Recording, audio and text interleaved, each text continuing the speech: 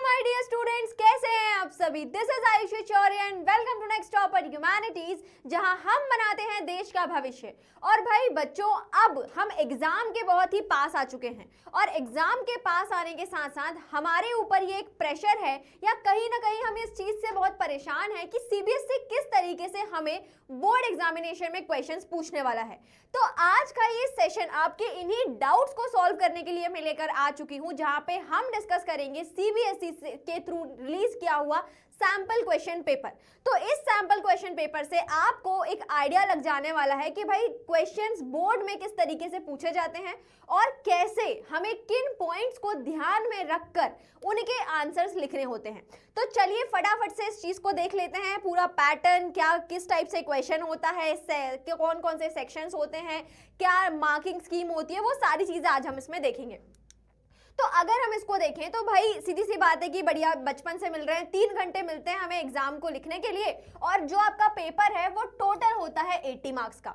अब अगर हम इसमें देखें तो टोटल आपसे 34 क्वेश्चंस पूछे जाते हैं और जो कि 5 अलग अलग सेक्शंस के थ्रू आपको प्रेजेंट करे जाएंगे।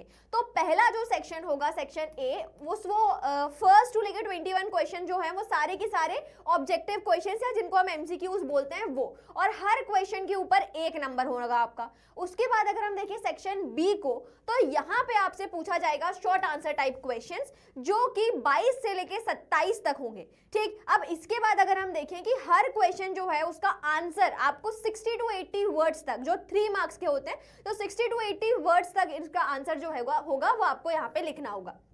देन अगर हम देखें सेक्शन सी की, तो सेक्शन सी में आपके पास होंगे 20 क्वेश्चन नंबर 28 से लेकर क्वेश्चन नंबर 30 तक, जहां पे आप लिखेंगे लॉन्ग आंसर क्वेश्चंस। अब ये जो होगी इनकी वर्ड लिमिट होगी 300 से लेकर 350 तक और हर जो क्वेश्चन होगा वो होगा आपका 8 नंबर का। देन अगर हम अगले सेक्शन की बात करें तो सेक्शन डी जो होगा वो कंसिस्ट करेगा आपका 3 सोर्स बेस्ड क्वेश्चंस। तो ये जो 3 सोर्स बेस्ड क्वेश्चंस हैं जो आपके 4 नंबरों के होंगे। ठीक है, उसके बाद अगर हम बात करें हमारे लास्ट सेक्शन का, जो कंसिस्ट करेगा मैप बेस्ड क्वेश्चंस और जो किसका होगा 5 नंबरों का होगा। तो सारे के सारे क्वेश्चंस जो हैं वो कंपलसरी हैं। हर सेक्शन में विद इन ही आपको चॉइसेस मिल जाएंगी, जिनमें से आपके पास ऑप्शन होगा कि भाई किस क्वेश्चन को करना है और किस क्वेश्चन को नहीं करना है। तो ये सारा जो होगा वो क्या होगा, आपका क्वेश्चन पैटर्न होगा। अब यहाँ पे जो एक ध्यान रखने वाली चीज जो है ना बेटा, वो ये है कि please try to solve, try to नहीं, आपको करना ही है। क्या करना है कि भाई हर एक सेक्शन जब आप उठाओ तो ट्राई करो कि उसके सारे क्वेश्चंस आप एक ही सेक्शन में सॉल्व करो। ऐसा नहीं कि ए का एक क्वेश्चन यहाँ कर दिया, फिर बी का वहां कर दिया, फिर सी का यहाँ कर दिया। नहीं, क्या करोगे, पहले उठाओ सेक्शन ए को फॉर एग्जांपल अगर आपने उठाया तो जितने भी एमसीक्यूज हैं उसी लेवल पे उसको कंप्लीट करो, है ना, और उसके बाद फिर दूसरे सेक्शन पे जंप करो। तो इस तरीके से क्या होगा कि आपकी जो मैंने आपको बताया था कि कॉपी का जो एक प्रेजेंटेशन होता है वो काफी अच्छा हो जाएगा उस चीज से। ठीक है, तो चलिए देखते हैं यहाँ पे कि भाई अब क्वेश्चंस किस तरीके से पूछे जा रहे हैं आपसे। तो देखिए सबसे पहले क्वेश्चन जो पूछे जाते हैं वो होते हैं ऑब्जेक्टिव टाइप। ठीक है, एमसीक्यू जो कितने होंगे 21 क्वेश्चंस इसमें आपसे पूछे जाएंगे। अब 21 क्वेश्चन में अगर पहला क्वेश्चन हम देखें तो आइए पढ़ते हैं उसको। तो क्या है कि भाई which of the following options accurately describe the significance of the Sangam as in the literature, है ना, कि भाई संगम एज के बारे में क्या हमें ये जो स्टेटमेंट दिए हुए हैं इनमें से कौन सा सबसे अच्छी तरीके से डिस्क्राइब करता है। तो पहला अगर आप देखोगे तो it mark the introduction of the Sanskrit literature. क्या संगम एज हमें संस्कृत लिटरेचर के बारे में बताता था? बिल्कुल नहीं बताता था। Then it is was the period of decline, है ना, किसके बारे में कि भाई तमिल लिटरेचर के डेक्लाइन के बारे में बता रहा है, तो ये भी गलत हो गया। उसके बाद it witness the flourishing collection of the ancient Tamil literature, तो ये इसको हम सही बोल सकते हैं। उसके बाद अगले क्वेश्चन अगले स्टेटमेंट पे आए तो dominance of the Greek literature, ये भी गलत हो गया। ठीक, तो सही क्या हो जाएगा आपका ऑप्शन सी। देन अगर आगे चले इसमें सेकंड क्वेश्चन की बात करते हैं। So which of the following dynasty did Raja Gautamiputra Satakarni belong? Gautamiputra Satakarni किस डायनेस्टी को बिलोंग करते थे? तो ये बिलोंग करते थे सातवाहना डायनेस्टी को। ठीक, अब उसके बाद अगले क्वेश्चन पे असर्शन एंड रीजन पे आ जाएं तो पहले असर्शन पढ़ते हैं। असर्शन क्या बता रहा है कि recovering the artefacts is merely the initial step in the archaeological process, है ना, कि भाई आप जब किसी जगह पे एक्सकावेशन करना शुरू करेंगे तो सिर्फ जो एविडेंसेस आपको मिल रहे हैं, जो आर्कियोलॉजिकल एविडेंसेस मिल रहे हैं, वो उसकी इनिशियल स्टेज है, क्योंकि उसके बाद कई सारी स्टेजेस होती हैं। कौन सी कई सारी स्टेजेस होती हैं? तो देखते हैं रीजन उसको बिलोंग कर रहा है या नहीं कर रहा है।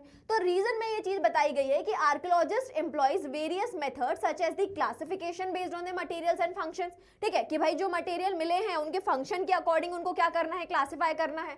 उसके साथ साथ क्या हो गया कि भाई कंटेक्चुअल क्लूज के बारे में बात करी जाती है कि जो कंटेक्चुअल क्लूज मिले हैं उनको एनालाइज करना कि वो फिट हो रहे हैं या नहीं हो रहे हैं, कंट्रास्टिंग ओपिनियन उसके बारे में बताना। Then indirect evidences to understand the significance and the purpose, है ना, कि भाई जो चीजें जो दिख नहीं रही हैं, छुपे रूप से दिख रही हैं, उनको भी क्या करना, कनेक्ट करना। तो ये सब चीजें जब होंगी तब आप क्या कर सकते हैं, किसी जगह की हिस्ट्री को ट्रेस कर सकते हैं। तो दोनों स्टेटमेंट अगर हम देखें तो दोनों सही हो जाएंगे, और पहला जो स्टेटमेंट है वो सेकंड का क्या हो जाता है, रीजन हो जाता है। ठीक, तो option A will be the correct answer. अब अगले क्वेश्चन के ऊपर चले हम। So consider the following statement regarding the Buddhism and choose the correct option. ठीक है, बुद्धिज्म और जो उसके बारे में ये जो 3 स्टेटमेंट्स दिए हैं, इनमें से देखना है कि कौन सा स्टेटमेंट सही है। तो आइए देखते हैं। तो the concept of Bodhisattva is central to Hinayana sect of Buddhism. ठीक है, ये सही है। उसके बाद Bodhisattva is compassionate one on the ways of enlightenment, है ना, कि बोधिसत्व जो है वो एनलाइटनमेंट की बात करते हैं, तो ये वाला स्टेटमेंट भी सही है। अब अगला है Bodhisattva achieve nirvana for the personal salvation. क्या वो निर्वाणा अपने पर्सनल साल्वेशन के लिए रखते हैं? नहीं, उनका तो काम ही क्या होता है कि भाई दूसरों के साल्वेशन में उनको मदद करना, है ना, कि भाई वो इसीलिए ही है धरती पे ताकि दूसरों को क्या कर सके, गाइड कर सके उनके साल्वेशन के लिए। तो हमारा जो फर्स्ट और सेकंड स्टेटमेंट होगा यहाँ पे वो सही होगा, और थर्ड वाला क्या हो जाएगा, गलत हो जाएगा। चलिए अब इसमें अगर हम आगे बढ़े तो मैच द कॉलम आया है, जहां पे आपको आर्कियोलॉजिस्ट के बारे में बताया है और उनकी क्या मेजर फाइंडिंग्स है उनके बारे में यहाँ पे बात करी गई। तो अगर हम दयाराम साहनी की बात करें तो दयाराम साहनी ने किस रीजन के ऊपर काम किया है, किस सिटी के ऊपर काम किया है, तो उन्होंने हड़प्पा की डिस्कवरी करी थी। वहीं पे अगर हम राखलदास बनर्जी की बात करें तो उन्होंने मोहनजोदड़ो से सील फाइंड करी थी। जॉन मार्शल जो हैं उन्होंने क्या किया हुआ था कि भाई मोहनजोदड़ो इंडस सिविलाइजेशन जो बुक है उसको उन्होंने लिखी हुई है। आर.एम. वेलर जो है उन्होंने एंशिएंट इंडिया करके बुक लिखी हुई है। ठीक है, तो अगर आप इन सबको मैच करेंगे तो यहाँ पे आ जाएगा आपके पास आंसर ऑप्शन डी। ठीक है, और ये सारे ऑप्शंस एक दूसरे से मैच कर जाएंगे। चलिए अब अगर हम आगे देखें तो इस तरीके से क्या करना है आपको कि आपको क्लूज दिए हुए हैं और उन क्लूज को समझ के आपको उस रूलर को, उस पर्सन को आइडेंटिफाई करना है। तो किसकी बात करी जा रही है वो देखिए। So he was a person, he was a prominent of Shaka ruler, मतलब कि यहाँ पे हम जिस इंसान की बात कर रहे हैं वो एक प्रोमिनेंट शका रूलर है। ठीक है, चलिए आइए। तो ये क्या है, एक प्रोमिनेंट शका रूलर है जिसने क्या बनाया हुआ है, जिसने जो सुदर्शन लेक था उसको रीबिल्ड किया हुआ था। साथ ही साथ he also showcase his engagement with the Sanskrit traditions. तो कौन है भाई, किस रूलर की बात करी जा रही है? तो विक्रमादित्य नहीं होगा, भास्कर वर्मन नहीं है, बिंबिसार तो कौन है, बिंबिसार तो वहां से हमारी हरियंग डायनेस्टी से। तो यहाँ पे कौन हो गया हमारे पास, यहाँ हो गए रुद्रदमन। ठीक है, चलिए उसके बाद अगर हम आगे बात करें तो identify which of the following options refer to the ancient cave painting belongs, है ना, कि भाई ये जो पेंटिंग आपको दिखाई जा रही है ये किस केव से हमने ली हुई है या किस केव की पेंटिंग है। तो किस केव की पेंटिंग है ये भाई, ये पेंटिंग है अजंता केव की। ठीक, चलिए अब अगर हम आगे चलें, so which of the following skills can be identified from the Al Biruni's writing, कि भाई अल बरूनी ने जो चीज लिखा हुआ है उनसे हम अल बरूनी की किस स्किल के बारे में जान सकते हैं। तो पहला बताया गया है कि he have the proficiency in diplomacy and political negotiation. ठीक, ये तो मुझे नहीं लगता कि हो सकता है। Fluency in multiple languages and a broad intellectual curiosity, ये हो सकता है। Expertise in military strategies and warfare tactics, नहीं। Exceptional talents for storytelling and vivid description, ये भी नहीं। तो क्या हो जाएगा आंसर हमारा, फ्लुएंसी इन मल्टीपल लैंग्वेजेस। ठीक है, चलिए अब अगर हम आगे देखें, so which of the following statement is incorrect about the Andal. ठीक है, कि इनमें से कौन सा जो स्टेटमेंट है वो अंडाल के लिए इनकरेक्ट है। ठीक, तो Andal was a woman Alwar who striking feature was the composition of the widely संग, तो ये वाला स्टेटमेंट तो सही है। ठीक है, so Andal was a woman Nayanar, तो क्या वो नैनार सेंट थी? नहीं, वो तो अलवर सेंट थी। ठीक, तो यहीं से हमने इसका आंसर पता लगा लिया कि भाई क्या थी, वो एक नैनार सेंट थी। जो इनके जो टीचिंग्स है उसमें कास्ट डिस्क्रिमिनेशन की कहीं से कहीं तक कोई बात नहीं थी। चलिए अब अगर हम आगे चलें कि imagine you are analyzing a historical document from the Vijayanagar Empire. Which of the following documents would be the most helpful in understanding the relationship. ठीक है कि भाई आप विजयनगर में हुए हैं और विजयनगर से आपको कई सारे डॉक्यूमेंट्स मिले हैं, तो उन डॉक्यूमेंट्स में से ऐसा कौन सा डॉक्यूमेंट है जो आपको क्या बता रहा है, जो आपको रिलेशनशिप बता रहा है किसके बीच में, एम्पायर और रिलीजियस इंस्टीट्यूशंस के बीच में। ठीक है, तो आइए देखते हैं किन किन डॉक्यूमेंट्स की उन्होंने बात करी है। तो पहला तो है मिलिट्री क्रॉनिकल। मिलिट्री क्रॉनिकल क्या हो गया बेटा, कि बेटा एक ऐसा डॉक्यूमेंट जिसमें कंटिन्यूअसली जो मिलिट्री लेवल पे जो चीजें हुई है, मतलब वॉर हुआ है ना, बैटल हुई है, उनके बारे में बात कर रहे हैं। तो उनसे हम सेक्रेड इंस्टीट्यूशंस के बारे में तो पता नहीं लगा सकते। ठीक है, उसके बाद रिकॉर्ड ऑफ डिप्लोमेटिक एक्सचेंज, है ना। डिप्लोमेटिक एक्सचेंज क्या हो गया, किसी फॉरेन पावर से आपका किस तरीके से जो डिप्लोमेटिक रिलेशंस हुई हैं उनके बारे में, उससे भी आप सेक्रेट इंस्टीट्यूशंस के बारे में नहीं बता सकते। Then legal code outlining the rights and responsibility of the urban class, नहीं, ये तो हमें अर्बन सोसाइटी के बारे में बता देगा। उसके बाद an imperial decree granting the land or privileges to a sacred organization. तो हाँ भाई, ये हो सकता है कि एक ऐसा ऑर्डर की हम बात करें, एक ऐसे रॉयल ऑर्डर की बात कर रहे हैं जो बता रहा है कि भाई उन्होंने किस तरीके से अलग अलग मंदिरों को सेक्रेड ऑर्गेनाइजेशंस के साथ दान दक्षिणा करी हुई है। तो ये चीज हो सकती है जिससे हम सेक्रेड ऑर्गेनाइजेशंस के साथ समझ सकते हैं रिलेशन। ठीक है, चलिए अब आगे बढ़े अगर 11वें क्वेश्चन पे, तो यहाँ पे बताया गया है कि भाई विजयनगर एम्पायर में समय समय पे अलग कई सारे फॉरेन ट्रैवलर्स यहाँ पे आए हुए थे, और उन फॉरेन ट्रैवलर्स के बारे में जो डिस्क्रिप्शन है उसको यहाँ पे आपको मैच करना है। तो निकोलो डी कोंटी ये कहाँ से आए हुए थे, तो ये आए थे भैया इटालियन ट्रेडर थे जिन्होंने 15th सेंचुरी में विजयनगर एम्पायर में आए हुए थे। अब्दुल रजाक की बात करें तो पर्शिया के एम्बेसडर थे ये।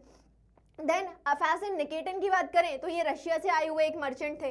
दुआर्ते बारबोसा की बात करें तो पोर्चुगीज ट्रैवलर थे। ठीक है, तो ये सारी चीजें ये बता रहे हैं कि भाई फलाने फलाने क्या है, यहाँ पे फॉरेन ट्रैवलर्स हैं जिनके बारे में डिस्क्रिप्शन आपको यहाँ पे बताया गया है। ठीक है, चलिए ये हो गया इसका आंसर डी। चलिए नेक्स्ट क्वेश्चन है, which of the following development significantly contribute to the increase flow of silver bullions into India through trade with the Europe इन द 16th to 18th सेंचुरी। कि भाई क्या ऐसा हुआ जिसकी वजह से इंडिया में जो सिल्वर बुलियंस था उनका क्या हुआ, इंक्रीज हो गया इंडिया में आना। तो क्या आंसर हो सकता है इसका, भाई इसका आंसर होगा the opening of the new world through voyages. कि भाई जब अलग अलग तरीके से साइंटिफिक डिस्कवरीज हुई, रेनेसा की एज आई, तो उससे जब ज्योग्राफिकल कंपास की मदद से क्या हुआ, जब अलग अलग सी रूट्स पता चले तो उससे इंडिया में भी, इंडिया का यूरोपियन कंट्री में ट्रेड काफी ज्यादा बढ़ गया, जिसकी वजह से क्या हुआ कि भाई इंडिया में जो आप बोल सकते हो कि जो सिल्वर बुलियंस था उनका आना बढ़ गया। ठीक है, चलिए देन अब अगर हम बात करें अगले क्वेश्चन की, सो how did the compilation of आईने अकबरी, कि आईने अकबरी जो है उसके कंपाइलेशन ने किस तरीके से मदद करी, किस चीज में, कि हम क्या कर सकते हैं जो अकबर का विजन है गवर्नेंस में उसको जान सके। तो क्या बताया है कि भाई Aine Akbari focuses on the military strategies for territorial expansion, नहीं, documenting the religious ritual and practices, नहीं, providing information on administrative and cultural traditions, तो हाँ, and focusing on the trade and foreign policies, तो ये चीज भी नहीं होगा। ठीक है, तो ये हो गया हमारा क्वेश्चन। चलिए अब अगले को देखेंगे कि what insights did Francois Bernier provide about the economic structure of Mughal India. ठीक है, इसमें से हमें बेस्ट सूटेबल चुनना है ना। होता क्या है ना बेटा कि कभी कभी जब एमसीक्यू आपको दिए जाते हैं तो उसमें बहुत से क्वेश्चंस, बहुत से जो ऑप्शंस होते हैं वो काफी रेलेवेंट होते हैं, काफी इक्वल होते हैं, है ना। तो वहां पे भी आपको क्या करना है कि भाई 4-5 रीजन दिए हैं तो उसमें से भी जो मोस्ट अप्रोप्रिएट है, सबसे ज्यादा नियरेस्ट है, वो आप वहां पे लगाओगे। ठीक है, तो यहाँ पे किस चीज की बात करिए कि बेस्ट सूटेबल ऑप्शन, तो यहाँ पे देखें कि भाई किस किस चीज के बारे में बात करी हुई है। तो फ्रैंकोइस बर्नियर जो है वो prevalence of private land and ownership of the equitable distribution of wealth की बात करते हैं। Dominance of the state control resources and limitation of private property की उन्होंने बात करी हुई थी। Absence of trade network and economic isolation की उन्होंने बात करी थी। Reliance on foreign investment and the absence of indigenous industries. ठीक है, तो इनमें से अगर हम मोस्ट अप्रोप्रिएट देखें तो कौन सा होगा, state control resources and the limitation of private property. ठीक है, इस चीज की यहाँ पे बात करी गई थी। अब अगर हम आगे चलें तो compare and contrast the impact of American civil war on cotton production and in India, ठीक है, कि भाई यूनाइटेड स्टेट्स और जो इंडिया है उनके बीच में अमेरिकन सिविल वॉर के टाइम पे किस तरीके की सिचुएशन हुई वो हमें बताना है, ठीक। तो अगर देखें कि बोथ कंट्रीज एक्सपीरियंस है डेक्लाइन, तो नहीं, है ना। इंडिया में कॉटन प्रोडक्शन इस टाइम पे बढ़ गया था और यूनाइटेड स्टेट्स में क्या हो गया था, डेक्लाइन हो गया था। तो ये ऑप्शन हमारा सही हो जाएगा, ठीक है। यूनाइटेड स्टेट्स, तो ये तो वाइज एंड वर्सा हो गया, बोथ कंट्रीज सर्ज अ कॉटन एक्सपोर्ट्स ड्यूरिंग, तो ठीक है, ये वाला नहीं होगा। कौन सा ऑप्शन हो गया हमारा, बी हो गया, ठीक है। चलिए, Why did the rebellion in Awadh become a symbol of resistance against the British rule? Choose the best suitable option, है ना, कि भाई अवध के बारे में बताया है कि अवध से ही जो रिबेलियन था वो क्यों निकल के, मतलब एक मैसिव लेवल पे क्यों अवध से ही वो चीज़ देखी गई, तो उसके रीजन बताए गए हैं। तो due to the regional economic prosperity, नहीं, प्रॉस्पेरिटी तो थी ही नहीं। Due to the displacement of the Nawab Wajid Ali Shah and the taluqdars, yes, this one is the correct. Due to the favourable land revenue policies toward, favourable तो नहीं होगी ना, अनफेवरेबल होता तो ये आंसर हो जाता, ठीक है, बट फेवरेबल लिखा हुआ है। Due to Awadh central position for organising the rebel forces, नहीं, ठीक है। तो क्या ऑप्शन हो गया हमारा, ऑप्शन हो गया बी। चलिए, अब उसके बाद हम आगे बढ़े। So which of the following represent the correct chronological orders of the events related to the agrarian development in India during the 19th century, ठीक, कि भाई 19th सेंचुरी में एग्रेरियन डेवलपमेंट में क्या क्या ऐसी चीजें हैं, कुछ इवेंट्स के बारे में उन्होंने बताया हुआ है, उनको हमें क्रोनोलॉजिकल ऑर्डर में यहाँ पे फिक्स करना है। तो देखिए, सबसे पहले क्या हुआ था, सबसे पहले आया था परमानेंट सेटलमेंट, उसके बाद क्या हुआ था, उसके बाद हुआ था फिफ्थ रिपोर्ट, देन हुआ था संथाल रिबेलियन, और लास्ट में हमने पढ़ा था किसके बारे में, डेक्कन राइट कमीशन के बारे में, ठीक है। तो ये हो गया इसका क्रोनोलॉजिकल ऑर्डर। आगे बढ़े। विच of the following was the Gandhi's main demand for the peasants in Champaran, main demand क्या थी चंपारण में डिमांड ये थी कि भाई जो फार्मर्स हैं वो अपनी मर्जी का क्रॉप उगा सकते हैं वहां पे, और सिर्फ जो इंडिगो है उसको लोगों के ऊपर फोर्स ना किया जाए, तो ये यहाँ पे मेन डिमांड थी। देन आगे चलेंगे। So complete the following correct option regarding the role of the leaders in the history of nationalism और देयर पर्सपेक्टिव ऑफ कंट्रीज, ठीक है। तो जब हमने महात्मा गांधी नेशनल मूवमेंट वाला चैप्टर पढ़ा था तो ये सोच रहे होंगे कि भाई ये कहाँ से आ गया वर्ल्ड हिस्ट्री का क्वेश्चन, ठीक है। तो सब कुछ बुक से ही उठाया जाता है, बस कुछ ऐसी चीजें हो जाती हैं कि हम उनको निग्लेक्ट कर देते हैं, है ना, हम उतना इंपॉर्टेंस नहीं देते हैं। तो हमें क्या करना है, हमें जो हमारी एनसीईआरटी है उसकी लाइन बाय लाइन बहुत बाय हार्ट कर लेनी है, बिल्कुल अच्छे से याद कर लेना है, ठीक है। तो क्या बता रहे हैं कि भाई चेयरमैन ही जो है वो कहाँ के नेशनल लीडर्स थे, वियतनाम के थे। तो वैसे ही जो जॉर्ज वॉशिंगटन थे वो कहाँ के नेशनल लीडर थे, तो वो नेशनल लीडर थे कहाँ के, यूएसए के, ठीक है। क्या हो गया ये पेन को, ठीक है। चलो अब अगले क्वेश्चन पे चले हम। हाँ, identify the ruler of India in 1950 from the given options using the provided information. यहाँ पे रिवोल्ट ऑफ 1857 जो है वहां पे एक उन्हें उस टाइम के एक नेशनल लीडर की बात करी गई है, तो हमें आइडेंटिफाई करना है कि वो लीडर कौन सा है। So he was the successor of the Peshwa Bajirao, मतलब कि ये मराठास को बिलोंग कर रहे हैं। Then he was compelled by the spoils and the townspeople to join the revolt of the leader as the leader from the Kanpur. कौन था कानपुर से लीडर, कानपुर से लीडर थे नाना साहिब, ठीक। तो ये हो गया इसका आंसर। अगले क्वेश्चन पे चलें। So which of the following were the key idols associated with the struggle in the India since the 19th century. कौन कौन से ऐसे आइडल्स थे जो हमारे नेशनल मूवमेंट में ज्यादा आप बोल सकते हो कि प्रमोट करे गए। तो ये आइडियल्स थे डेमोक्रेसी, इक्वालिटी एंड जस्टिस, ठीक है।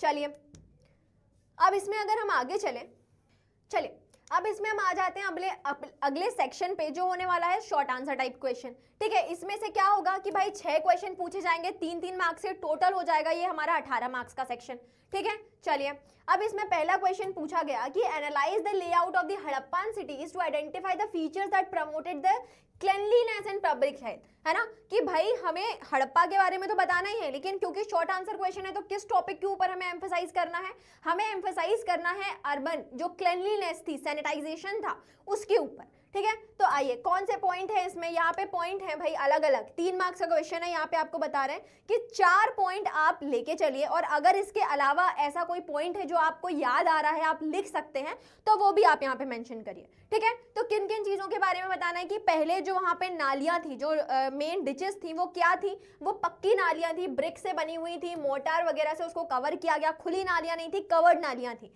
ठीक है।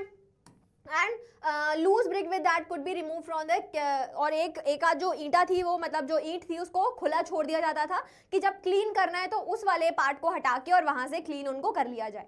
देन दूसरी चीज जो थी कि भाई लाइमस्टोन से उनको कवर किया जाता था। हाउस ड्रेन जो थी वो पहले अपना जो एक तरीके से जो हर घर था वहां पे एक आप बोल सकते हैं कि मेन चैनल में घर का एक चैनल होगा, उसमें पानी इकट्ठा होगा और बाद में फिर उसको मेन चैनल से जोड़ दिया जाएगा। Then very long drainage were provided in the inter, जो एक बड़ी सी नालियां होती थी उनके सम्स को जगह जगह पे इंटरवल पे छोड़ दिया जाता था ताकि उसकी वहां पे क्या कर दी जाए, क्लीनिंग करी जाए। ठीक है, तो ये सारे जो पॉइंट्स हैं ये किस चीज के बता रहे हैं, हड़प्पा में जो क्लेनलीनेस है उनके बारे में बता रहे हैं।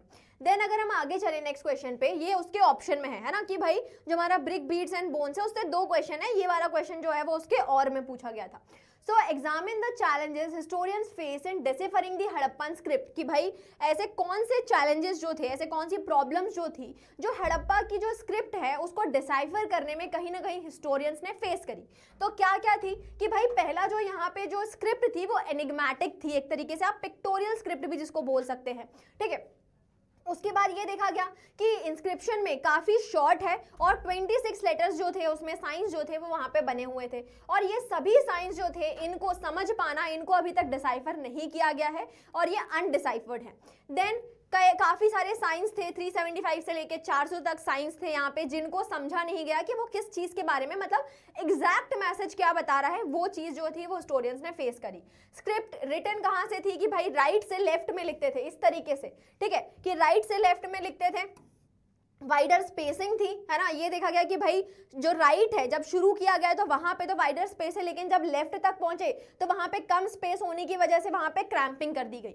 ठीक है, तो वो चीज बताई गई है। And begin working from the right, ठीक है, रन आउट स्पेस, और एनी अदर रिलेवेंट पॉइंट अगर आपको याद आ रहा है तो वो आप यहाँ पे लिख सकते हैं। ठीक है, चलिए अगला question, how does the Mahabharata shows the multicultural nature of the ancient Indian society, कि महाभारत जो है वो कैसे हमें इंडियन सोसाइटी के मल्टीकल्चरल एस्पेक्ट्स के बारे में बताता है, वो उसका आंसर आपको यहाँ पे लिखना है।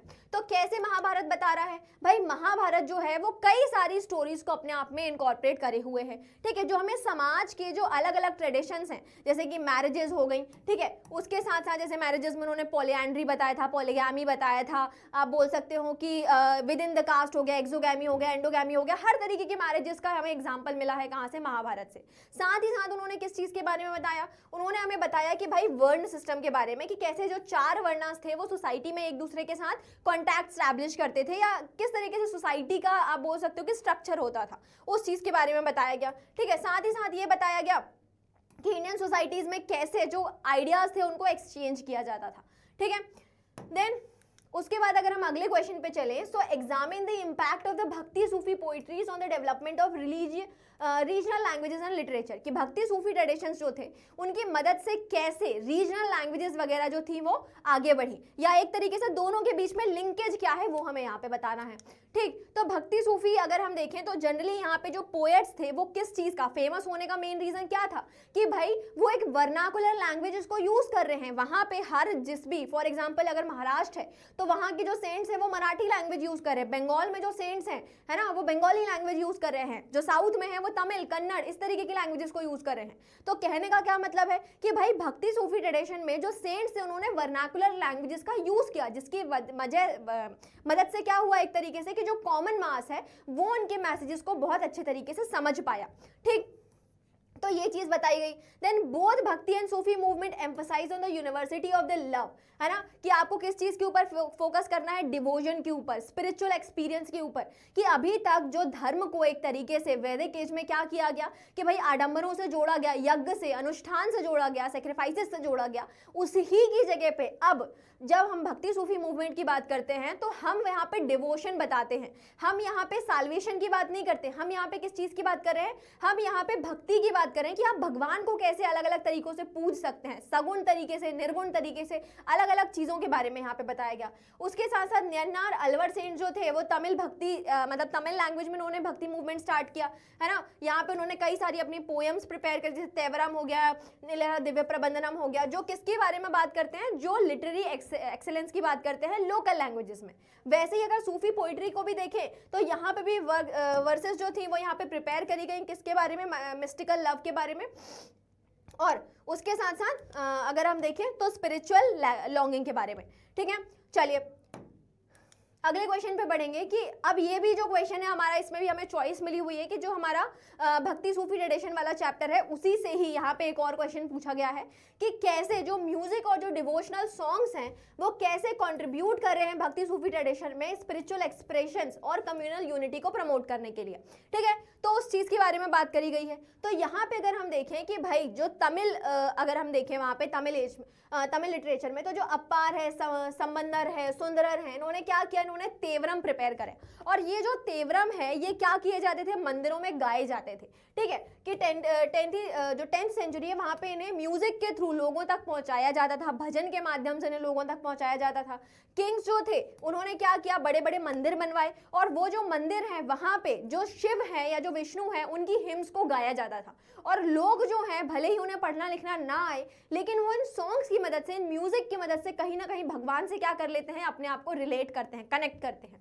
ठीक, देन अगर हम बात करें सेम ही ट्रेडिशन कहाँ था, सूफीज में, जिसको जियारत बोला गया, जिसे कव्वाली के फॉर्म में क्या किया जाता था, प्रैक्टिस किया जाता था। ठीक है, तो ये चीज यहाँ पे बताई गई थी। चलिए अगले क्वेश्चन की तरफ अगर हम चलें, so explain the term little republic as apply to the villages during the Mughal period, कि लिटिल रिपब्लिक क्या होता था मुगल पीरियड में, उस चीज की बात करी गई। ठीक, तो लिटिल रिपब्लिक क्या है कि भाई इंडिविजुअल ओनरशिप है एसेट्स में, एक तरीके से आप बोल सकते हो कि जो मनसबदारी सिस्टम वाला जो पार्ट हो गया, जमींदारी वाला सिस्टम जो पार्ट हो गया, जहाँ पे जो जमींदार है वो अपने मदद से अपनी लेवल पे चीजें कर रहे हैं। ठीक है, so a group of powerful individual decided the affair of the villages, exploited the weaker sections, authority of the dispense क्या करते हैं, जस्टिस को भी डिस्पेंस करते हैं, मतलब बेसिकली जमींदार की यहाँ पे बात करी गई है। Then more importantly a cash nexus has already developed through the trade between the village and the towns। ठीक, कि इस तरीके से जो नेक्सेस हैं, जो एक आप बोल सकते हो कि जो एक एसोसिएशन है वो भी यहाँ पे एग्जिस्ट करता था।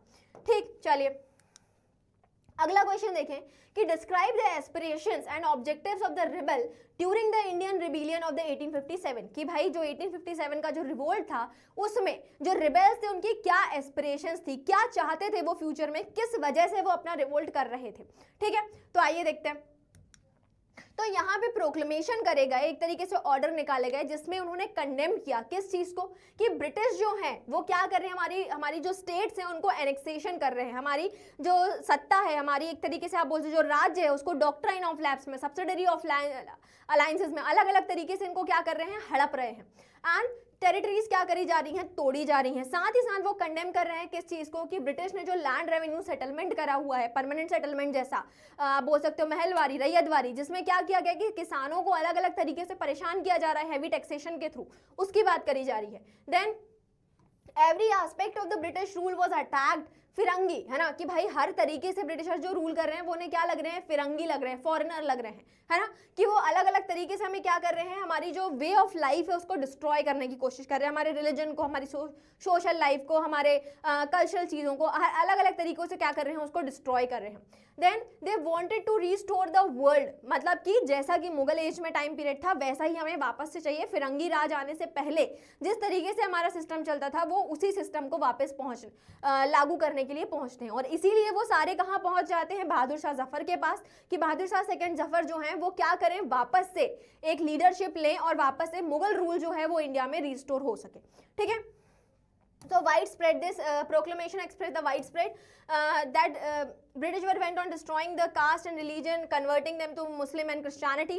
ठीक है, कि क्या क्या कर रहे हैं कि हिंदू और मुस्लिम्स को क्रिश्चियनिटी में कन्वर्ट कर रहे हैं, उनके अलग अलग जो सोशल एंड रिलीजियस ट्रेडिशंस हैं उनको तोड़ने की कोशिश कर रहे हैं, वो सारी बात यहाँ पे आपको करनी है। ठीक है, चलिए अगला क्वेश्चन देखते हैं कि analyse the rise of the jotedars and the significance in the rural Bengal during the late 18th century. ठीक, कि भाई जो जोतेदार्स हैं उनका कैसे रूल था या किस तरीके से उनका राइज हुआ 18th सेंचुरी के पास में, उनके बारे में हमें बात करना है। तो जोतेदार कौन थे बेटा, जोतेदार थे एक तरीके से कौन, कि भाई जो गांव में जो रिच पीजेंट्स थे उनको जोतेदार कहा गया। अब वो कैसे गांव में अपना एक तरीके से इन्फ्लुएंस सेट कर रहे हैं उनकी हमें बात करनी है। ठीक, तो अगर हम जोतेदार की बात करें तो भाई ये जब जमींदार क्राइसिस को फेस कर रहे हैं तो ये क्या है, एफ्लुएंट पीजेंट्स हैं, ग्रुप ऑफ एफ्लुएंट पीजेंट, जिन्हें क्या कहा गया, जिन्हें जोतेदार कहा गया, सॉरी, जो यहाँ पे क्या कर रहे हैं, रूरल विलेजेस में अपने पावर को क्या करते हैं, एग्जीक्यूट करते हैं। ठीक, यहाँ पे उनका एक्सटेंसिव लैंड होल्डिंग्स होती है, कई सारा मतलब लार्ज अमाउंट में उनके पास लैंड होता है। ठीक, सिग्निफिकेंट इन्फ्लुएंस होता है लोकल ट्रेड में, मनी लैंडिंग में, कंट्रोल होता है किसके ऊपर, पुअर कल्टीवेटर्स के ऊपर। काफ़ी सारा लैंड जो होता था वो खुद क्योंकि कल्टीवेट नहीं कर पाते थे, तो जो आप बोल सकते हो कि जो आप बोल सकते हो डेली बेसिस पे जो पीजेंट्स को वो रख सकते थे, अधियार्स हो गए है ना, बेगरदार्स हो गए, तो इनको वो लोग अपॉइंट कर लेते थे और इनकी मदद से क्या करते थे, वहाँ पे अपनी ज़मीनों पे उनसे खेती करवाते थे। साथ ही साथ क्योंकि जो ज़मींदार थे वो कहाँ रहते थे, वो तो शहरों में रहते थे, तो जो विलेज है उसके ऊपर डायरेक्ट इन्फ्लुएंस कौन एग्जीक्यूट करता था, वो एग्जीक्यूट करता था ये जोतेदार्स। ठीक है, तो उसकी यहाँ पे बात करी गई है।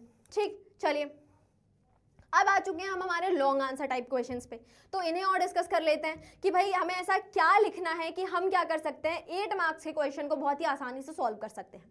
ठीक, तो देखो क्वेश्चन क्या है कि how did the philosophical and the religious development during the first millennium BC in India influences the social and political aspects. इसको भी हमें कैसे बताना है, एग्जाम्पल से बताना है। ठीक, कि भाई फर्स्ट मिलेनियम बीसी में ऐसा क्या हो रहा था जिसकी वजह से क्या देखा गया कि भाई सोशल और रिलीजियस डेवलपमेंट, मतलब फिलोसफिकल और रिलीजियस डेवलपमेंट हमारी इंडिया में इस तरीके से देखा गया। ठीक है, तो आइए देखते हैं। अगर इसको देखोगे कि भाई क्या हो रहा था कि इस ही टाइम पे वर्ल्ड लेवल पे, ग्लोबल लेवल पे भी कई सारी जो नई नई रिलीजियस आइडियोलॉजीज हैं वो देखने को मिल रही थी। जैसे कि जोरास्ट्रियनिज्म कहाँ देखा गया, ईरान में देखा गया, कॉन्गजी देखा गया चाइना में, है ना। उसके बाद ग्रीक में सुक्रेट्स, प्लेटो, एरिस्टोटल जैसे कई सारे फिलोसफर्स आए, और वैसे ही इंडिया में कौन आए, महावीर और बुद्ध आए। ठीक, तो इन्होंने क्या बताया, इन्होंने एक रिलेशनशिप बताई किसके साथ, ह्यूमन और कॉस्मिक वर्ल्ड के साथ। नए नए पॉलिटिकल लेवल पे अगर आप देखोगे तो कई सारे 16 महाजनपद और उनके बाद बड़े बड़े आप बोल सकते हो किंगडम्स इस तरीके से इमर्ज होने लगे। तो नए नए किंगडम्स यहाँ पे देखने को मिले। ठीक है, जो सोशल और इकोनॉमिक लाइफ में कई सारे चेंजेस लेकर आ रहे थे। ठीक है, उसके बाद थिंकर्स जो हैं दे कंटेम्पलेटेड द सोशल ट्रांसफॉर्मेशन, कि भाई वर्ण सिस्टम जो था जिसने एक तरीके से सोसाइटी को डिवाइड किया हुआ था, उस चीज को तोड़ के अब क्या किया जा रहा है, इस टाइम पे नए रिफॉर्म्स की बात करी जा रही है। देन प्री एग्जिस्टिंग ट्रेडिशंस जो थे, वैदिक ट्रेडिशंस जो थे, है ना, जहाँ पे ऋग्वेद में नेचर की पूजा बताई गई थी, अग्नि, इंद्र, वरुण की पूजा बताई गई थी, और एक तरीके से आप बोल सकते हो कि ग्रुप में सेक्रीफाइसेस करे जाते थे उनकी जगह पे। इस टाइम पे किस चीज़ की बात करी गई है, इस टाइम पे पर्सनल लेवल पे, है ना, जैसे राजसूय यज्ञ हो गया, अश्वमेध यज्ञ हो गया, या आप बोल सकते हो कि ग्रह लेवल पे, मतलब कि हाउस होल्ड लेवल पे भी अब लोग क्या कर रहे हैं, अपनी भक्ति को या एक तरीके से अपनी चीज़ों को कर रहे हैं। जो ब्राह्मण्स हैं उनको कहीं ना कहीं क्या किया जा रहा है, हटाया जा रहा है from the position of the intermediators. ठीक है, वो चीज बताई गई। उपनिषद के बारे में बताया गया कि कैसे ग्रोइंग क्यूरियोसिटी है अबाउट दी लाइफ, मतलब लाइफ और आफ्टर लाइफ की बात करी जाती है इसमें, है ना, कि भाई जब तक जीवन है तब तक तो ठीक है, ये यज्ञ सैक्रिफाइस कर लेंगे, लेकिन मरने के बाद क्या क्या होने वाला है। ठीक है, तो उस चीज की बात करी गई। मेटाफिजिकल कंसेप्ट्स की बात करी, है ना, कि मोक्ष क्या है, धर्म क्या है, आत्मा क्या है, परमात्मा क्या है, ब्रह्म क्या है ना, उन सब चीजों की इस टाइम पे बात करी जा रही है। तो ये चीज बताई गई कि किस तरीके से जो फर्स्ट मिलेनियम बीसी है वो क्या क्या नए नए फिलोसफिकल कंसेप्ट्स की बात करती है, डेवलपमेंट्स की बात करती है। ठीक है, चलिए अगला क्वेश्चन देखते हैं कि how did the construction of the stupa, question ही आ गया। चलिए, so how did the construction of the stupa contributed to the spread of the Buddhist teaching, कि किस तरीके से स्तूप के बनने से क्या हुआ, बुद्धिस्ट टीचिंग्स जो है उनके स्प्रेड में मदद मिली।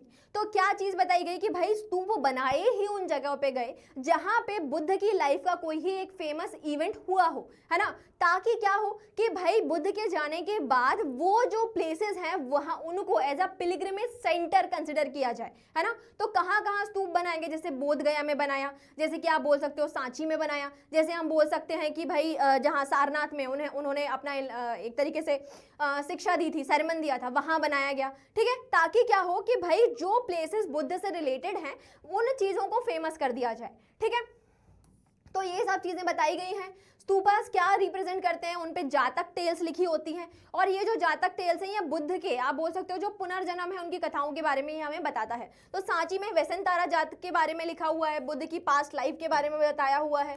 ठीक है, तो इस तरीके से आर्टिस्टिक रिप्रेजेंटेशन होता है उन लोगों के लिए कि भाई अलग, आप बोल सकते हो कि वो लोग जो पढ़ लिख नहीं सकते, है ना, जो सुत्त को नहीं समझ सकते हैं, या आप बोल सकते हो जो अलग अलग पिटक बनाए हुए हैं, जो अलग अलग लिटरेचर क्रिएट किया गया है, जो उन्हें नहीं पढ़ सकते हैं, वो इन सिंबल्स को, इन पिक्टोरियल रिप्रेजेंटेशन को कनेक्ट करके कहीं ना कहीं बुद्ध से क्या कर सकते हैं, बुद्धिज्म से क्या कर सकते हैं, रिलेट कर सकते हैं। ठीक है, तो उस चीज की यहाँ पे बात करी गई। और यहाँ पे स्तूप में कई सारे आर्किटेक्चरल एलिमेंट भी ऐड किया गया, जैसे डोम हो गया, छत्र हो गया, यष्टि हो गया, है ना, उन सभी चीजों को भी यहाँ पे इसमें ऐड किया गया। ठीक है, चलिए अगला क्वेश्चन देखें। So Vijayanagara empire was characterised by a distinctive architecture and the building style. Justify the statement. ठीक है, जस्टिफाई द स्टेटमेंट 2 बार हो गया। तो यहाँ पे क्या करना है, ये जो स्टेटमेंट है इसको आपको जस्टिफाई करना है। कैसे जस्टिफाई करेंगे भाई? जस्टिफाई इस तरीके से करेंगे कि भाई जो विजयनगर एम्पायर है उसमें अलग अलग एक तरीके से जो भी आर्किटेक्चरल फीचर्स हमने देखे उनको हमें यहाँ पे डिस्कस करना है। तो यहाँ पे हम डिस्कस कर देंगे किस चीज को, जो महानवमी डिब्बा है उसके बारे में, जो लाइन ऑफ फोर्टिसेस देखी थी उनके बारे में, हिरिया कैनाल के बारे में, कमलापुरम टैंक के बारे में। ठीक है, जो रॉयल सेंटर था जहाँ पे अलग अलग मंदिर थे उनके बारे में बात यहाँ पे बता दी जाएगी। देन उसके साथ साथ क्या हो गया, लोटस महल को बता दिया, हजारा रामा टेम्पल को बता दिया, विठल टेम्पल को बता दिया, है ना। तो उन चीजों के बारे में आपको क्या करना है, यहाँ पे डिस्कस करते जाना है। देन अगला क्वेश्चन है कि ये और में है ना, कि the establishment of Vijayanagar empire consider the significant in the history of the Indian subcontinent. ठीक है, कि भाई विजयनगर एम्पायर में ऐसा क्या था कि वो हमारी हिस्ट्री में एक इंपॉर्टेंट पार्ट कंसिडर करता है ना, कंसिस्ट करता है। तो क्या क्या चीजें थी, तो उसको अगर हम देखें कि भाई क्या था, कि भाई ऐसा चीज थी जहाँ पे कल्चरल सिंथेसिस था, कि अलग अलग लोग आ रहे हैं, इवन फॉरेन से भी कई सारे लोग आ रहे हैं जो अपने साथ क्या ला रहे हैं, अपने अपने कल्चर ट्रेडिशन ला रहे हैं, और विजयनगर में वो सब चीजें क्या हो रही हैं, मिल रही हैं, मिंगल हो रही हैं। देन आर्किटेक्चरल मार्वल्स हमने यहाँ पे देखे, कई सारे टेम्पल्स देखे, है ना, इंडिजीनियस द्रविडियन स्टाइल देखा, यहाँ पे विजयनगर से क्या हुआ देखने को मिला। साथ ही साथ ट्रेड रूट्स के ऊपर कंट्रोल, इंडियन ओशन के ऊपर कंट्रोल, स्ट्रैटेजिक लोकेशन, है ना, कि भाई अरब, पर्शियन मर्चेंट्स, यूरोपियन मर्चेंट्स सारे जो हैं वो यहाँ पे रुक के कहीं ना कहीं क्या कर रहे हैं, अपना ट्रेड कर रहे हैं। देन उसके बाद अगर हम आगे देखें कि भाई वाइटल ट्रेड रूट्स के ऊपर इनका कहीं ना कहीं कंट्रोल था, जिसकी वजह से कई सारी कमोडिटीज जैसे हॉर्सेस हो गया, स्पाइसेस हो गया, टेक्सटाइल हो गया, इन सभी में इनका कंट्रीब्यूशन था। पॉलिटी में काफ़ी ज़्यादा इनका आप बोल सकते हो कि इन्फ्लुएंस है, मिलिट्री लेवल पे काफ़ी ज़्यादा ये लोग एडवांस थे। देन एक्सपांशन था, कंसोलिडेशन था, ओडिशा और सुल्तान ऑफ बीजापुर की जो टेरिटरी थी उसको उन्होंने ऑक्यूपाई करके रखा हुआ था। Constant state of military preparedness होती थी। ठीक है, कि कंटिन्यूसली क्या कर रहे हैं कि सिर्फ मिलिट्री लेवल पे ही नहीं, पॉलिटिकल लेवल पे, आर्किटेक्चरल लेवल पे, सोशल लेवल पे, कल्चरल लेवल पे, हर तरीके से विजयनगर में क्या कर रहे हैं, वो एक स्टैंड आउट कर रहा है अपने बाकी कंटेम्प्रेरी किंगडम से या बाकी कंटेम्प्रेरी ऑर्गेनाइजेशन आप बोल सकते हैं डायनेस्टीज से। ठीक है, तो इसलिए विजयनगर क्या है हमारे लिए, बहुत ही इंपॉर्टेंट है हमारी इंडियन हिस्ट्री में। ठीक, चलिए अगला question, how did the constituent assembly address the issue of the social justice particularly concerning the rights of the people. ठीक है, कि कॉन्स्टिट्यूएंट असेंबली ने किस तरीके से राइट्स ऑफ द पीपल का यहाँ पे डिस्कशन किया हुआ है वो हमें यहाँ पे देखना है।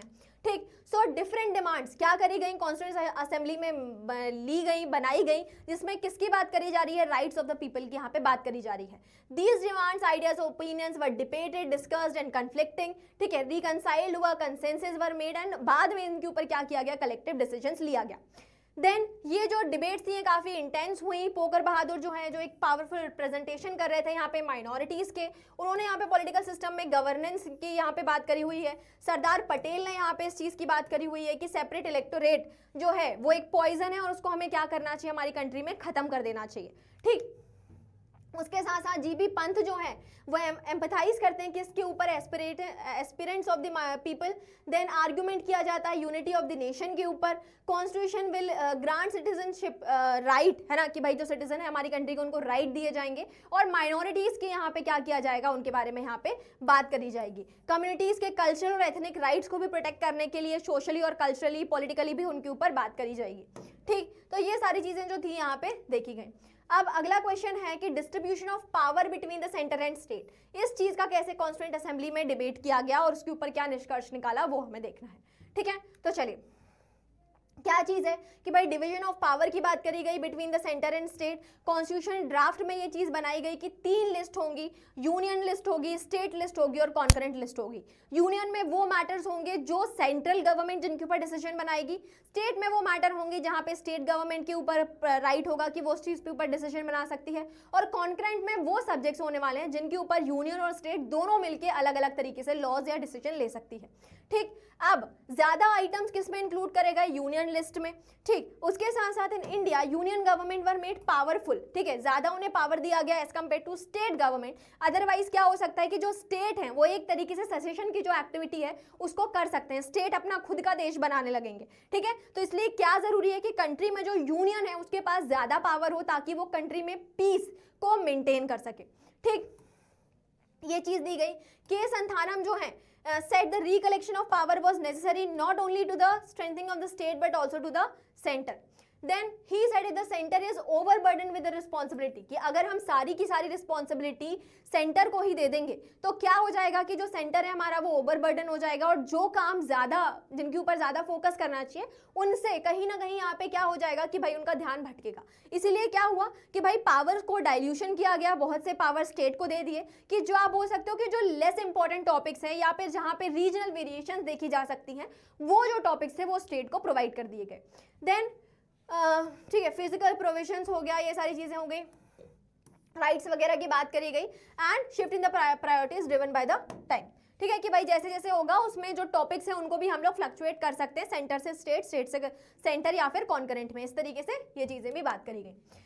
देन सोर्स बेस्ड क्वेश्चन, तो सोर्स बेस्ड क्वेश्चन हमारे पास 3 है, आइए देखते हैं कौन कौन से सोर्स बेस्ड क्वेश्चन। पहले इंस्क्रिप्शन की बात करी गई कि भाई इंस्क्रिप्शन जो है वो क्या है, writing engraved on the hard surface, metal हो सकता है, आपका स्टोन हो सकता है, पॉटरी हो सकता है, उन चीज़ों के ऊपर लिखी गई जो आप बोल सकते हो कि जो टॉपिक्स हैं या जो एक तरीके से जो मैसेज है उनको इंस्क्रिप्शन कहा गया। ठीक, जो क्या रिकॉर्ड करते हैं, अचीवमेंट्स, एक्टिविटीज और आइडियाज ऑफ दोज जिन्होंने उस चीज़ को प्रिपेयर किया हुआ है। देन या फिर डोनेशन किया हुआ है विमेन ने, रिलीजियस इंस्टीट्यूशन ने, वो सारी चीजें उन इंस्क्रिप्शन पे लिखी हुई होती हैं। Others are dated on the basis of the palaeography, ठीक है, कि कुछ को तो हम इस तरीके से कि उनके रूलर से कनेक्ट करके कर सकते हैं या फिर दूसरों को जो पेलियोग्राफी होती है, दैट मीन्स कि जो राइटिंग स्टाइल है उससे समझ के हम उस इंस्क्रिप्शन की डेट को पता लगा सकते हैं। ठीक है, जैसे कि जो अ वर्ड है, जो लेटर है, उसमें उस टाइम पे कौन सी स्क्रिप्ट चल रही थी कि भाई ब्राह्मी थी, खरोष्ठी थी, है ना, कि कौन सी स्क्रिप्ट है, उससे हम उस चीज का पता लगा सकते हैं। Then the names of the rulers such as Ajatashatru, Ashoka, known for Prakrit text inscription, have been spelled in the Prakrit. ठीक, उसके साथ साथ you will also find the term language such as Pali, हाँ, पाली वगैरह में, तमिल में, संस्कृत में, ये अलग अलग लैंग्वेजेस थी और टेक्स्ट भी थे इनके यहाँ पे। अब इसमें अगर हम क्वेश्चन देखें तो पेलियोग्राफी का क्या रोल होता है इन टेक्स्ट को आइडेंटिफाई करने में, उनकी डेट वगैरह को डिटरमाइन करने में, उसके बाद इंस्क्रिप्शन कैसे कंट्रीब्यूट करते हैं to understand the ancient society and the culture, and what insight can be gain from studying the languages used by the inscription across the different region and the time period. ठीक है, तो इन सब चीज़ों के बारे में यहाँ पे इस तरीके से क्वेश्चन पूछे गए हैं। तो पेलियोग्राफी को अगर हम देखें तो पेलियोग्राफी की मदद से हम क्या कर सकते हैं कि भाई एज ऑफ द इंस्क्रिप्शन को हम डिटरमाइन कर सकते हैं with the help of the analysing the style of the writing. ठीक, उसके बाद क्या कर सकते हैं कि भाई अप्रोक्सीमेट डेट तक हम यहाँ पे पहुंच सकते हैं। देन अगर देखें कि भाई इंस्क्रिप्शन जो है वो वैल्यूएबल इंसाइट हमें प्रोवाइड करती है किस चीज़ के बारे में, उस पर्सन के बारे में जिसने वो इंस्क्रिप्शन प्रिपेयर किया है। तो अब उसकी अचीवमेंट हो गई, एक्टिविटी हो गई, डोनेशन हो गया, जो भी आइडिया वो बताना चाहता है उस चीज़ की मदद से, मतलब उस चीज़ को हम जान सकते हैं कैसे, इंस्क्रिप्शन की मदद से। साथ ही साथ जो हिस्टोरियन को हेल्प करता है to reconstruct the history. Then अगर हम बात करें अगली चीज़ की कि भाई languages, studying the languages used in the inscription क्या प्रोवाइड करती है हमें, कल्चरल एक्सचेंज के बारे में, आइडियाज़ के बारे में, वो सब चीज़ें यहाँ पे हमें बताती हैं। ठीक है, चलिए यहाँ पे अगला अगर हम क्वेश्चन देखें कि translating the text and sharing the ideas, कि टेक्स्ट जो ट्रांसलेट हो रहे हैं उनको, मतलब टेक्स्ट को आप पढ़िए और उस तरीके से अगर वो आपको समझ में आ रहे हैं तो आप क्या कर सकते हैं, उन आइडियाज़ को शेयर कर सकते हैं। तो यहाँ पे बात करी गई है किसके बारे में, अल बरूनी के बारे में। अब अल बरूनी जो थे उनको मल्टीपल लैंग्वेजेस आती थी और उनकी मदद से उन्होंने इंडिया का जो संस्कृत टेक्स्ट था उसको पढ़ा, उसको डिसेफर किया और उसकी मदद से उन्होंने जो दूसरी लैंग्वेजेस थी कि भाई पर्शियन हो गया, अरेबिक हो गया, उसमें उन्होंने उसको चेंज किया और उन आइडियाज़ को दूसरे कंट्रीज तक पहुंचाया। ठीक है, तो उसी चीज़ की बात करी गई है यहाँ पे कि translated several Sanskrit works like Patanjali का वर्क हो गया, है ना, और उनको किस में ट्रांसलेट किया, अरेबिक में। ब्राह्मण प्रिंट्स में translate the work of the Euclid's into Sanskrit, है ना, कि भाई हमारा टेक्स्ट को उनकी लैंग्वेज में ट्रांसफर किया और उनके टेक्स्ट को हमारी लैंग्वेज में ट्रांसफर कर दिया। वो सब चीज़ें। तो यहाँ पे एनालाइज करना है एडवांटेज की अल बरूनी के मल्टीपल लैंग्वेज जानने की मदद से कैसे उन्होंने हेल्प किया या क्या उसका एडवांटेज हुआ। Then significance of the Al Biruni in translating the Patanjali's work on grammar, how did Al Biruni translation contribute to the mutual understanding and appreciation of the Islamic and Indian civilisation. ठीक है, उस चीज़ की यहाँ पे बात करी गई है।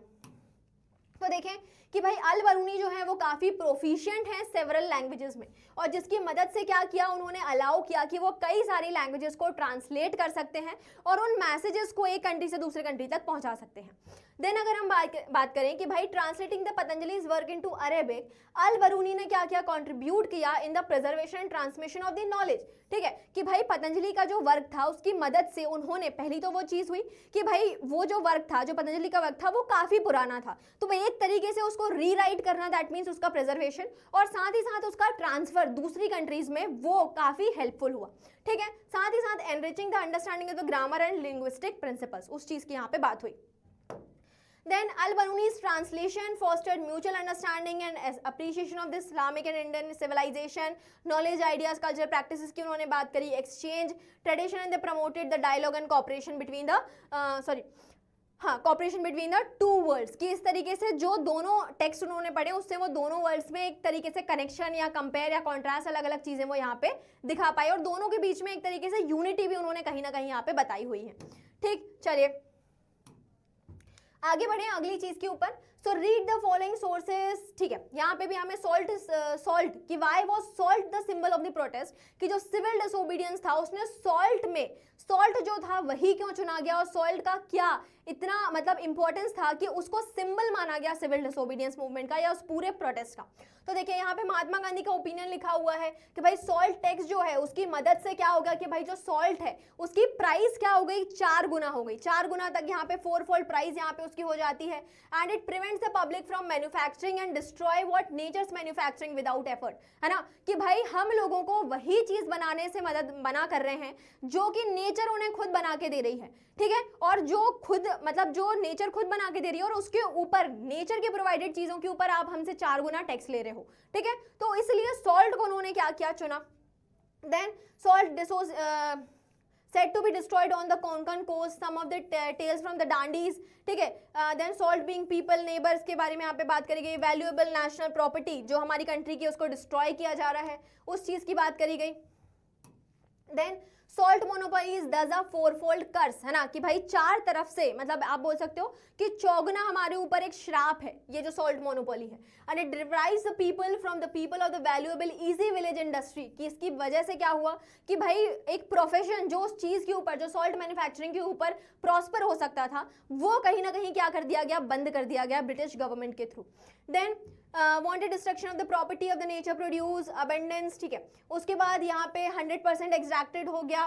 Then tax has been remained because of the apathy of the general public, ये सारी चीजें यहाँ पे बताई गई हैं। अब यहाँ पे अगर हम क्वेश्चन की बात करें, so what does Gandhi's reference to the power of peace and the non violence suggest about the strategic approach, है ना, कि भाई क्या अप्रोच था उनका पीस और नॉन वायलेंट स्ट्रगल के ऊपर।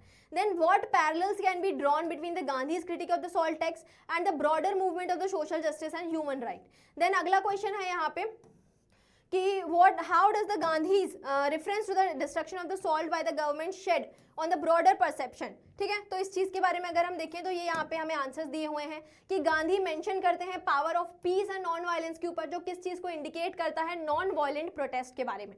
ठीक है, साथ ही साथ Gandhi's critic of the salt tax resonate with the broader movement for the social justice and human right by highlighting the system of injustice, है ना, कि किस तरीके से सोसाइटी में जो लोअर तबका है उसके ऊपर क्या किया जा रहा है, इनजस्टिस किया जा रहा है। देन अगर हम देखें कि Gandhi's reference to the destruction of the salt tax by the government, colonial exploitation की यहाँ पे बात करिए, नेचुरल रिसोर्सेज को ही हमसे ले रही है कि जो हमारी कंट्री के नेचुरल रिसोर्सेज हैं वही हमसे छीन के और आप उसी चीज का टैक्स हमारे ऊपर लगा रहे हो। ठीक है, तो इन सब चीजों की यहाँ पे बात करी गई है। अब लास्ट हम लोग आ चुके हैं हमारे मैप बेस्ड क्वेश्चंस के ऊपर, ठीक है। तो इस तरीके से आपको 5 नंबर का मैप आएगा जिसमें 5 अलग अलग क्वेश्चंस आपसे पूछे जाएंगे। तो यहाँ पे कुछ चीजें जो हैं वो आपको मार्क करनी होगी और कुछ चीजें जो हैं जो आपको आइडेंटिफाई करनी होगी, ठीक है। तो आइए देखते हैं। यहाँ पे पहले जो चीज आपको मार्क करनी है वो बताना है आपको सांची का स्तूप, जो कहाँ बनाएंगे आप, मध्य प्रदेश में, यहाँ पर। उसके बाद अगर हम अगला देखें कि कालीबंगा जो इंडस वैली सिविलाइजेशन की साइट है जो कहाँ पर है, राजस्थान में। उसके बाद अगर हम देखें पानीपत, जहाँ पे आपको ऑप्शन दिया हुआ है कि या तो आप पानीपत को यहाँ पे मार्क कर सकते हैं या फिर आप Vijayanagar, the capital of the Vijayanagar empire को आप यहाँ पे मार्क कर सकते हैं, ठीक। तो यहाँ पे इन दोनों चीजों के थ्रू आप यहाँ पे इधर इस तरीके से आप मार्क कर सकते हैं। देन दूसरा जो टाइप ऑफ क्वेश्चन है वो ये है कि on the same outline map आपको क्या करना है, दो चीजें, दो सेंटर्स दिए हुए हैं रिवोल्ट ऑफ 1857 की, और उनको आपको आइडेंटिफाई करना है। तो पहला जो अगर आप देखें तो यहाँ पे इसको बताया गया है, तो ये है झांसी। उसके बाद अगर हम इसको देखें तो दिस वन इज लखनऊ, ठीक है। तो इस तरीके से यहाँ पे आपको आंसर प्रोवाइडेड है कि ये सब चीजें जो हैं ये आपको इसमें यहाँ पे आइडेंटिफाई करनी थी, ठीक। So this is all about this lecture, जहाँ पे आज हमने पूरा के पूरा हमारा जो सैंपल क्वेश्चन पेपर था उसको हम डिस्कस कर चुके हैं। इसी तरीके से अपनी तैयारी जो है उसको जारी रखिए, और बिल्कुल इस बार बोर्ड में जो हमारा 80 आउट ऑफ 80 का टारगेट था उसको हम बिल्कुल अचीव करेंगे। Thank you so much.